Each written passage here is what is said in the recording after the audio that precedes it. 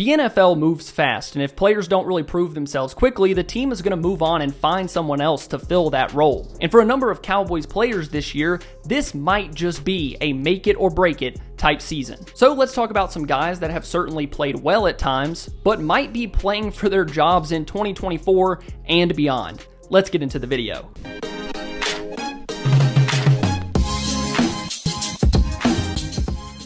Let's start out with a guy that the Cowboys invested a good bit of draft capital in 2022. That is Sam Williams out of Ole Miss. The defensive end was drafted 56th overall. Williams has played in 32 career games where he's tallied up 8.5 sacks. For Williams, it's been a sort of uphill battle. He found himself stuck behind Dorrance Armstrong for the first 2 years of his career, and that's not necessarily a bad thing. Armstrong was a good player in Dallas. He had 16 sacks over the last 2 seasons here. But now that Armstrong has gotten paid, it's time for Sam Williams to step up, and he doesn't really have a ton of time to do it. The door is open for Williams to take that Dorrance Armstrong role. Williams has played well at times. He's shown upside as a pass rusher, but for every step it feels like he takes forward, he takes at least 2 steps back, particularly in penalties. They have absolutely killed him and this team at times over the past 2 years. But what really makes it a boom or bust year for Williams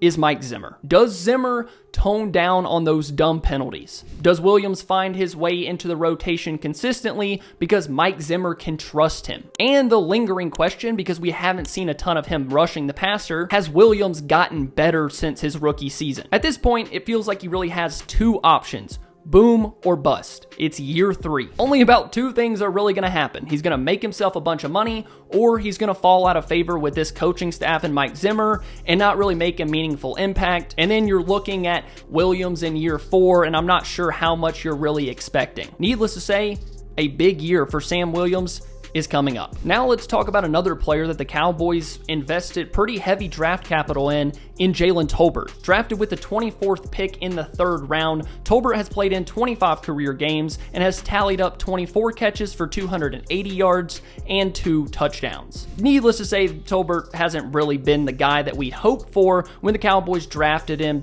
2 years ago. Now, compared to what Tolbert was in his rookie season, last year was certainly an upgrade. 22 of his 24 career catches came in 2023, and he had some big moments. I remember the Dolphins game, he had a really big catch against Xavier Howard. The Eagles game, he got open and almost scored a touchdown. But outside of that, Tolbert hasn't really found himself as a key option for this offense. And that's what you kind of hope for out of a top 90 pick. He would have at least carved a role for himself in the offense. And now we're heading into year 3. This is where it needs to all start coming together. He was stuck behind some guys during his rookie season. He fell behind because of injuries and training camp and whatever. Last year, he took a step forward. Quite a big step forward if you compare it to his rookie season. Now you need to see that jump once again. Tolbert needs to come in during camp and win that 4th option on offense. You have CeeDee Lamb, Jake Ferguson, Brandon Cooks.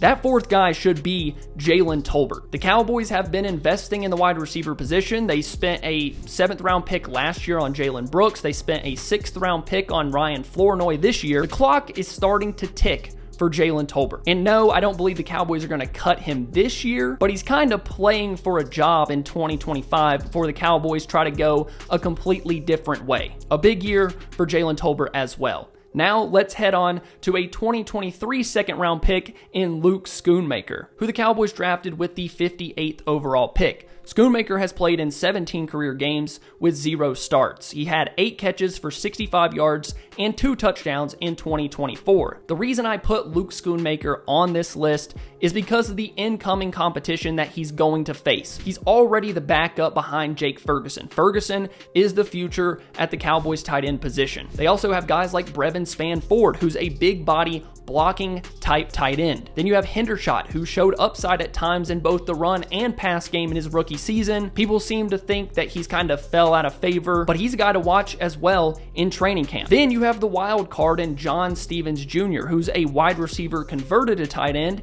and I thought had a great camp and preseason last year before he tore his ACL. For Schoonmaker, we all know that the Cowboys are not going to cut or release him as a second-round pick. We know this organization is going to do everything in their power to keep their draft picks, to let them play, to get that value. They love getting value in the draft. That's their thing. But it's not impossible to think that Schoonmaker could get lost in the shuffle if he's not very careful, and then start to fall out of favor. And then in 2025, we're really looking at the pick, wondering if it's over. 2025 could bring about a lot of questions. Will the Cowboys cut Luke Schoonmaker after camp? So far throughout his career, he's battled injuries, he's missed practices, he had his ups and downs during his rookie season. I believe he had another injury that held him out of OTAs and stuff this year. Schoonmaker has to start getting it together, or the Cowboys bringing in all of these other tight ends could easily make him fall out of favor with his coaching staff. Now, there are other guys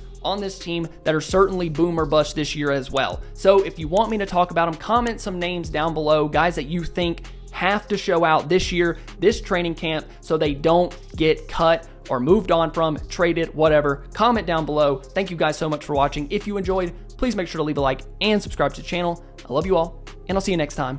Bye.